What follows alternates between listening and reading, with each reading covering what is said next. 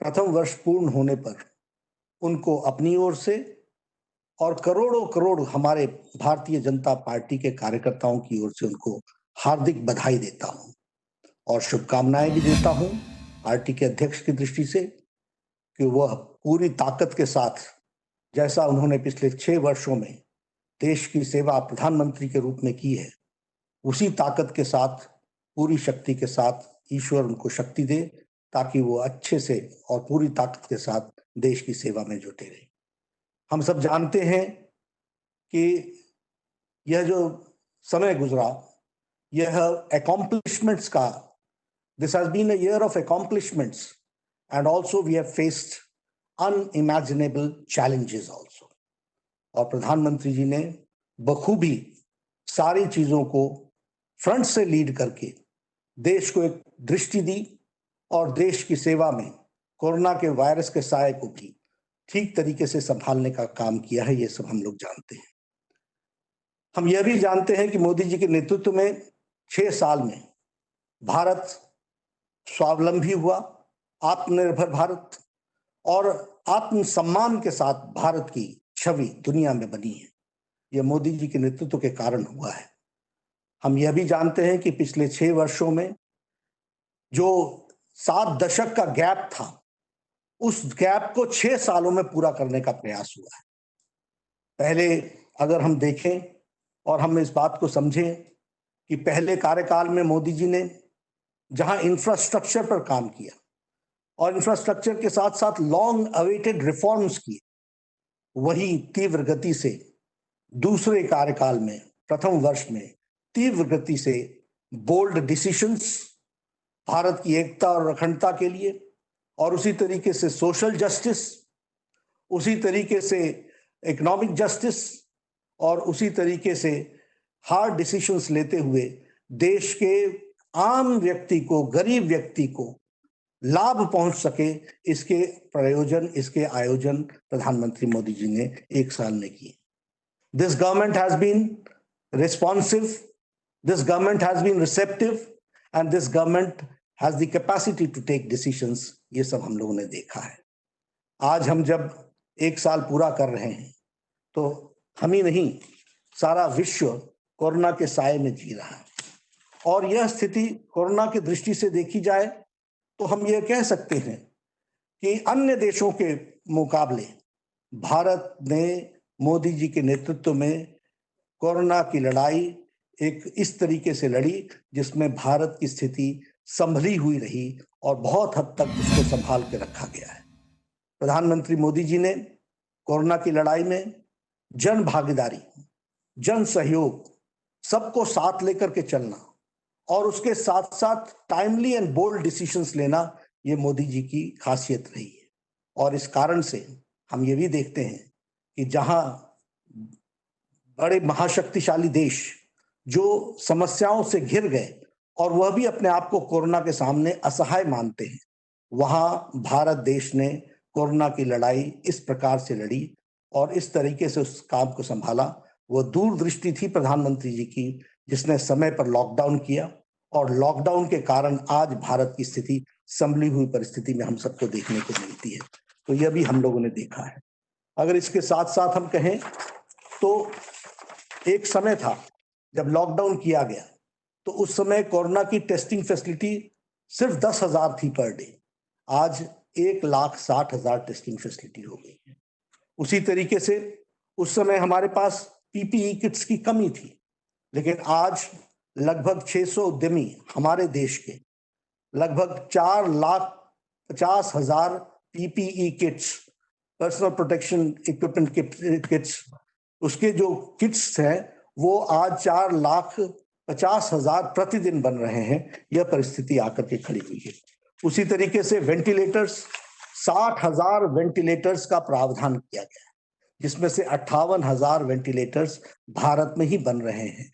यह है आत्मनिर्भर भारत की पहचान जिसको उन्होंने बनाया है। और इसमें से 50,000 वेंटिलेटर्स पीएम केयर फंड के फंड से खरीदे जा रहे हैं। इसको भी हमको ध्यान में रखना चाहिए। इसलिए अगर हम कहें तो आज 2 लाख हमारे पास बेड कैपेसिटी हो गई और इसी के साथ साथ हमारी आईसीयू कैपेसिटी बढ़ गई। तो हमने कोशिश की है कि स्वास्थ्य के ढांचे को, जहां शक्तिशाली देश स्वास्थ्य के मामले में उनके सिस्टम्स चरमरा गए, कोलैप्स कर गए, वहां भारत ने अपने आप को संभाल करके चलाने का प्रयास किया और मोदी जी के नेतृत्व में आत्मनिर्भर भारत की ओर हम आगे बढ़े। हमारे देश के उद्यमियों ने भी इसमें साथ दिया और इसके कारण आज हम इस लड़ाई को लड़ने के लिए तैयार भी हुए हैं और स्वदेशी और स्वावलंबन के मंत्र को लेकर के हम आगे बढ़ रहे हैं। उसी तरीके से अगर देखा जाए, वी आर द कंट्री जिसने आर्थिक दृष्टि से भी लोगों की चिंता की। वर्ल्ड हेल्थ ऑर्गेनाइजेशन ने इसको सराहा। उन्होंने कहा health is not the only factor which has to be taken into care. India has taken a lead and India has shown that economic aspect is also to be taken into consideration and for that Modi ji has taken a lead. यह बात की उन्होंने कही। 1,70,000 करोड़ रुपए का package उस समय दिया गया। उसके माध्यम से हम लगभग 80 करोड़ लोगों को उनके राशन की व्यवस्था की गई। 20 करोड़ बहनों को हमारे जनधन के खाते में, उनके जनधन के खाते में 500 रुपए पूरे 3 महीने के लिए डालने का हर महीने के लिए प्रयास किया गया। उसी तरीके से हमारे दिव्यांग भाई, हमारे बुजुर्ग, उनके भी खातों में 1,000 रुपए देने का प्रयास हुआ। उसी तरीके से मनरेगा में जिसकी दिहाड़ी 182 रुपए थी, उसको बढ़ा करके 202 रुपए कर दी गई और लगभग मनरेगा का आवंटन 1 लाख करोड़ रुपए, रिकॉर्ड आवंटन प्रधानमंत्री जी ने किया है, यह भी हम कह सकते हैं।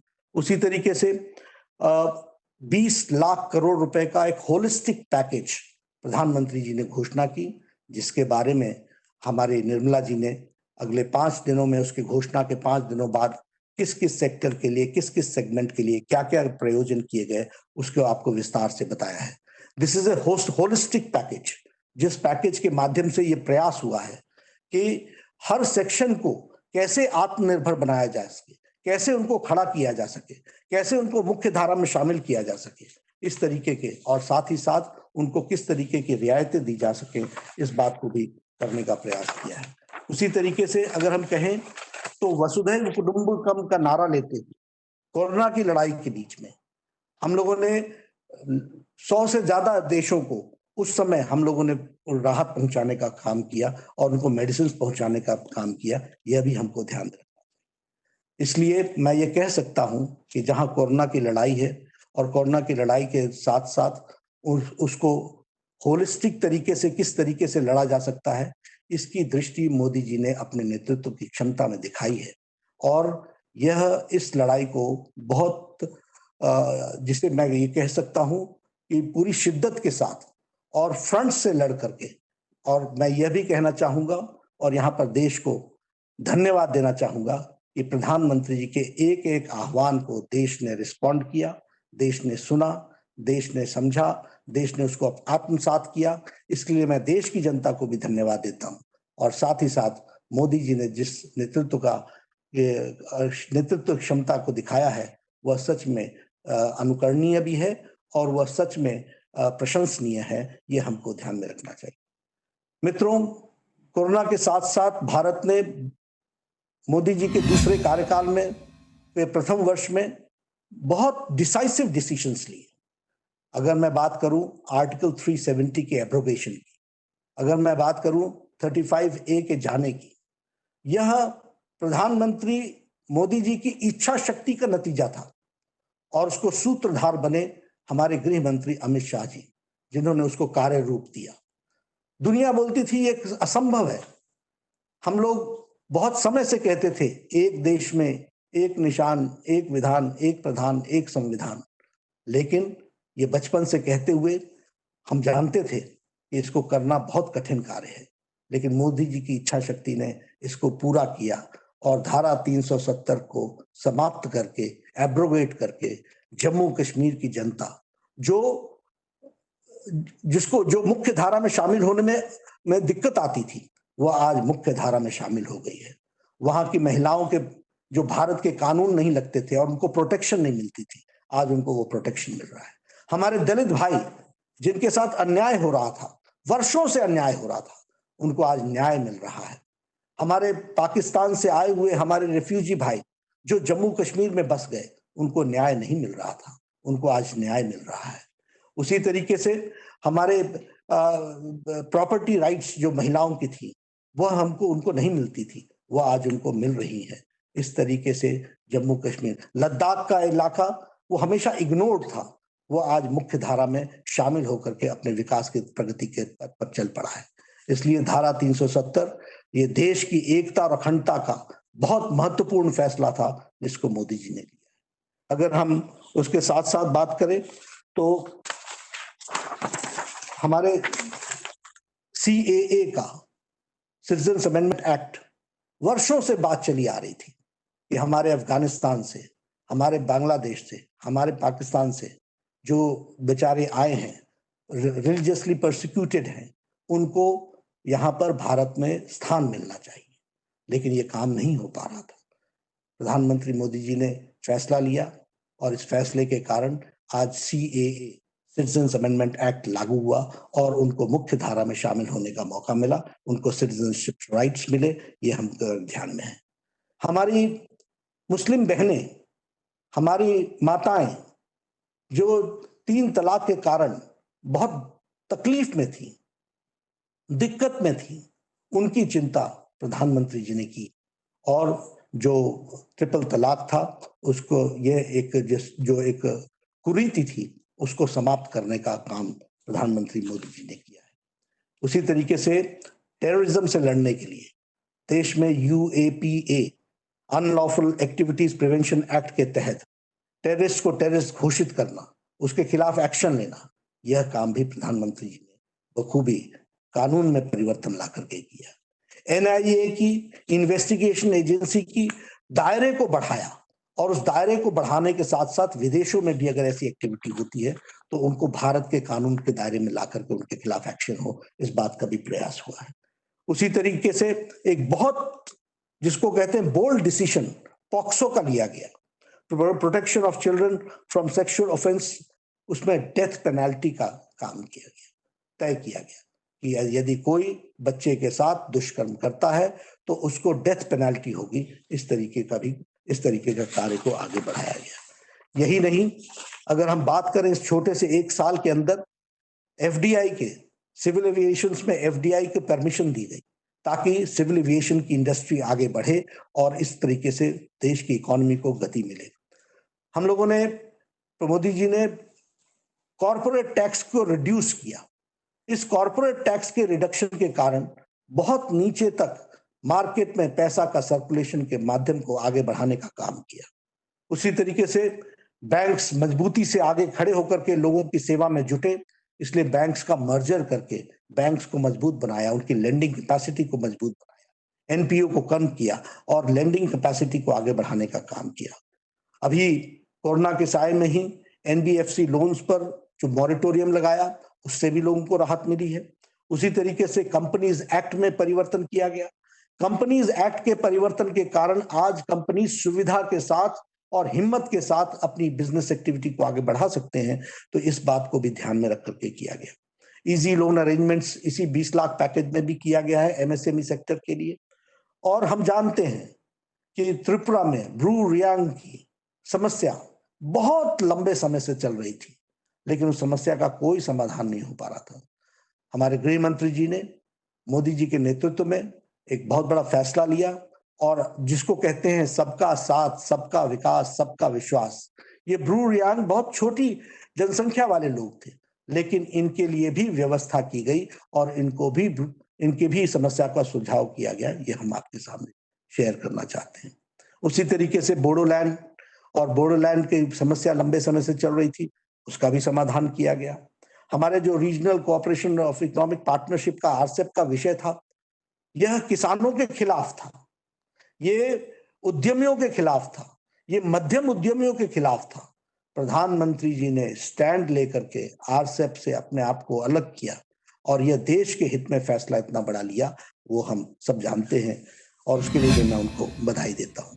मित्रों, इस छोटे से काल में ऐसे छोटे बड़े बहुत से फैसले लिए गए, जिन फैसलों के कारण आज भारत देश एक मजबूत राष्ट्र के रूप में मोदी जी के नेतृत्व में आगे बढ़ रहा है, तीव्र गति से आगे चल रहा है, पूरी ताकत के साथ आगे बढ़ रहा है और भारतीय जनता पार्टी भी इसमें पीछे नहीं है। मैं एक बात निश्चित रूप से यहाँ यह भी बताना चाहता हूँ कि हमारे जीवन में एक सपना रहा, और ये दशकों का नहीं, सदियों का था, ये शतकों का सपना था कि रामलला का मंदिर, भव्य मंदिर वहां पर बने। इस काम को निश्चित रूप से सुप्रीम कोर्ट ने, पूरे पांचों बेंच के जजेस ने एक मत से फैसला दिया। उनका फैसला हम सबके लिए स्वागत योग्य रहा। लेकिन यह भी मैं बताना चाहूंगा कि यह फैसला हुआ, इस फैसले को न आने में कांग्रेस ने लगातार लंबे समय तक अड़ंगा लगाया, लेकिन यह फैसला हुआ। आज मुझे खुशी है कि वहां पर प्रधानमंत्री जी ने वहां श्री राम तीर्थ स्थल का एक ट्रस्ट का, उसको जमीन को आवंटित करके उस ट्रस्ट को हैंडओवर कर दी है। अब वहां पर भव्य राम मंदिर बनेगा। यह बात मैं आपको बताना चाहता हूं। मित्रों, ऐसी इस छोटे से कार्यकाल में इतने बड़े बड़े काम हुए, और मैं ये जरूर कहना चाहूंगा कि भारतीय जनता पार्टी प्रधानमंत्री जी के साथ मिलकर के इस काम को नीचे तक पहुंचाने का काम कर रही है। आज भारतीय जनता पार्टी ने तय किया है, आज प्रधानमंत्री जी ने, आप लोगों ने देखा होगा, प्रधानमंत्री जी ने एक चिट्ठी देश के नाम संदेश भेजा है। इस देश के नाम संदेश जो भेजा है प्रधानमंत्री जी ने, इसको हमारे कार्यकर्ता 10 करोड़ परिवार तक पहुंचाने वाले हैं।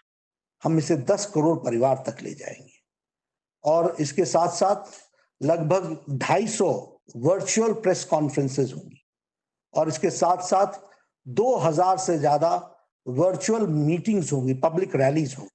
एक एक रैली में हजार कार्यकर्ता, हजार लोग जुड़ेंगे, और हमारे जो मोर्चा के सभी कार्यकर्ता हैं, वो मोर्चा के सभी कार्यकर्ता 500 इस प्रकार की वर्चुअल रैलीज करेंगे, समाज के विभिन्न वर्गों की रैलीज करेंगे, ताकि मोदी जी का संदेश जन जन तक जाए, और उनके द्वारा किए गए कार्यों को हम जनता तक पहुंचाएं। इस काम को हम करेंगे।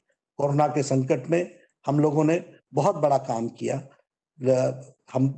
मुझे खुशी है कि हमारे कार्यकर्ताओं ने मिलकर फीड द नीडी में 14 करोड़ से ज्यादा लोगों को फूड पैकेट्स पहुंचाए, और इसी तरीके से 4 करोड़ से ज्यादा राशन बांटे, लगभग 5 करोड़ के आसपास फेस मास्क बांटे हैं, फेस कवर बांटे हैं। तो हमारी कोशिश रही है पार्टी की ओर से भी सरकार के साथ कंधे से कंधा मिला करके चले, और सरकार के साथ कंधे से कंधा मिला करके पूरी ताकत प्रदान करें। उसके साथ साथ जनता की सेवा में हम जुटे रहें, राष्ट्र की सेवा में हम जुटे रहें। भारतीय जनता पार्टी एक अच्छा उपकरण बने राष्ट्र की सेवा में, और मोदी जी के नेतृत्व में लाए गए कामों को अमली जामा पहुंचाने के लिए नीचे तक अपना काम करे। यही मैं कहना चाहता हूँ। मित्रों, आज 1 साल के पूर्ण होने पर हम इस वर्चुअल प्रेस कॉन्फ्रेंस में आप सबसे हमने बातचीत की, कुछ मुद्दों को हमने छूने का प्रयास किया, आपसे चर्चा की है। निश्चित रूप से एक प्रयास हम लोग कर रहे हैं ताकि इस कोरोना के साए में भी देश तीव्र गति से आगे बढ़े, और देश और हम पार्टी के लोग, पार्टी के कार्यकर्ता एक अच्छा उपकरण बन सके देश सेवा में। यही मुझे कहना है। धन्यवाद। खबरों में बने रहने के लिए आरएनआई की फेसबुक, ट्विटर, इंस्टा और यूट्यूब को सब्सक्राइब करें। बेल आइकन दबाना ना भूलें।